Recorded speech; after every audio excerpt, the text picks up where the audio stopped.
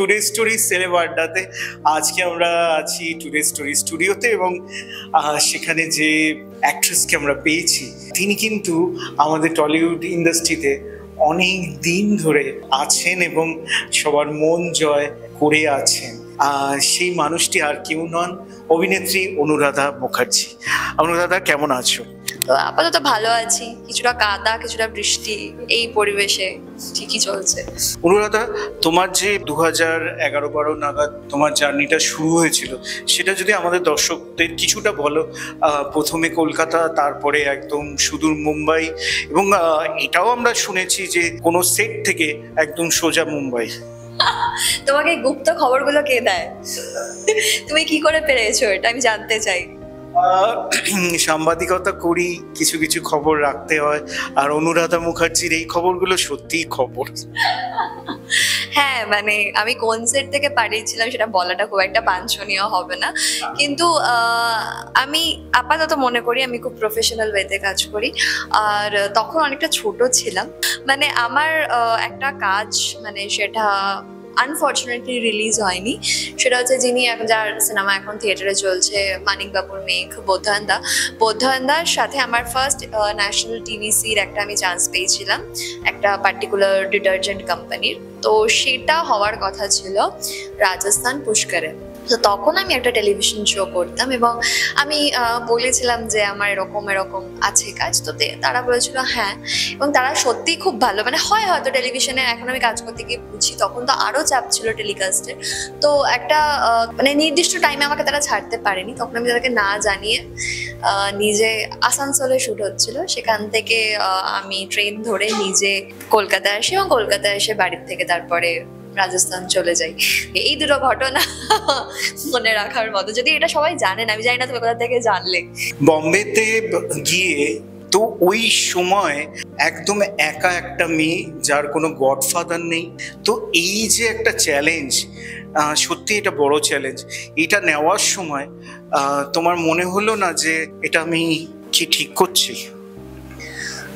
আমি না কোনো সময় এখন বেশি ভাবি, হয়তো আমার মনে হয় আমরা যখন খুব ছোট থাকি, মানে যখন জাস্ট কলেজ থেকে বেরোই, তখন একটা অদ্ভুত গাটস থাকে। আমার গাটস এখনো আছে, কিন্তু তখন আর একটু বেশি ছিল।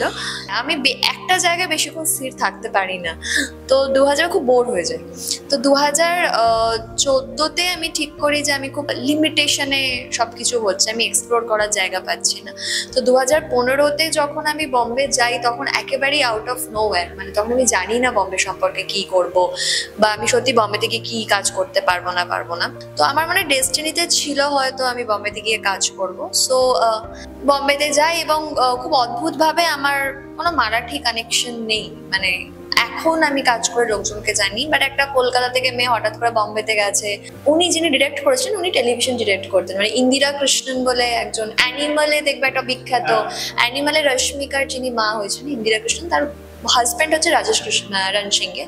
ওনার সাথে আমি দেখা করতে যাই বম্বের একটা শো করার জন্য, টিভি শো, এবং সেই মুহূর্তে উনি একটি মারাঠি সিনেমা করছিলেন এবং আমাকে দেখে ওনার মনে হয়েছিল যে আমি একটা পার্টিকুলার ক্যারেক্টার করতে পারি। ফর্চুনেটলি ওই ক্যারেক্টারটা মারাঠি ছিল না, নন বেঙ্গলি ক্যারেক্টার ছিল।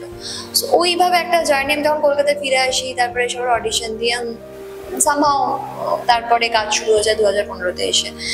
হ্যাঁ, তারপরে আমি কি করব, একটা অদ্ভুত আনসার্টেনিটির মধ্যে তো সবাই থাকে। তো আমার মনে হয় ওটাও এক ধরনের মজা।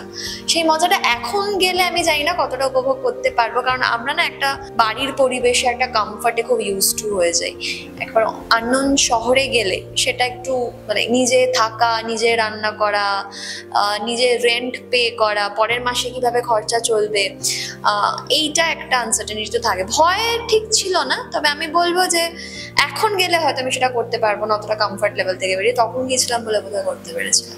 অভিনেত্রীর কাছে বা অভিনেতার কাছে কাঙ্ক্ষিত চরিত্র কখনোই কিন্তু শেষ হয় না, তার কাছে কিন্তু সেই চরিত্রগুলো আসতেই থাকে এবং তার কাছে সেই ইচ্ছেটা সেটা বাড়তেই থাকে। হ্যাঁ, সেটা সত্যি। আমার মনে হয় যদি অভিনেতা বলে না, আমার কোনো ক্রিয়েটিভ ফিল্ডে আমার মনে হয় যে কোনো মানুষ যদি খুব স্যাটিসফাইড হয়ে যায়, তাহলে আমার মনে হয় ওই বড় হওয়াটা বা চাওয়াটা কোথাও, ওই ক্রিয়েটিভনেসটা শেষ হয়ে যায়। স্যাটিসফাই তো আমি এখনো নই, মানে আমার মনে হয় এখনো যে চরিত্রটা করছি বা করেছি তার থেকে আরো হয়তো এক্সপ্লোর করতে পারলে চরিত্র আরো অনেক বেশি ভালো হতো।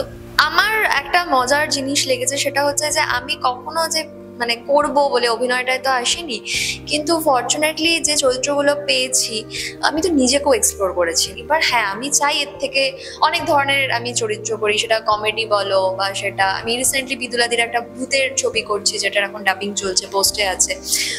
তো এটা এক ধরনের একটা চরিত্র। বা আমি খুব নিহারিকার মতো কঠিন চরিত্র করেছি। এবার আমার মনে হয় একজন চরিত্র করার সময় একজন অভিনেতা যত মানে ভাবুক চরিত্রটাকে নিয়ে, কিন্তু আমি কতটা মানে এটা করে ফেলেছি, মানে বিশাল কিছু একটা করে ফেলেছি, এইটা ভাবলে কিন্তু খুব চাপ। আমার মনে হয় সেটা যতদিন আমার মধ্যে না আসে ততটা ভালো, তাহলে আমি আরো অনেক ধরনের চরিত্র, অনেক ধরনের মানুষকে এক্সপ্লোর করতে পারবো। একদম। এবং আমরা আজকে যেটুকু সংগ্রহ করলাম, যেটুকু পেলাম, সত্যি আমরা নিজেরা সমৃদ্ধ হলাম। আপনার ওপরে যারা আছেন, টুডে স্টোরির যারা প্রিয় দর্শক, যারা আমাদেরকে এত ভালোবাসা দিয়েছেন আমাদের কয়েকটা বিগত এপিসোডে, সেলেব আড্ডা বলো বা আনকাট বলো, আমরা সত্যি আপনাদের কাছে কৃতজ্ঞ। আগামীতেও এরকম আড্ডা চলতে থাকবে।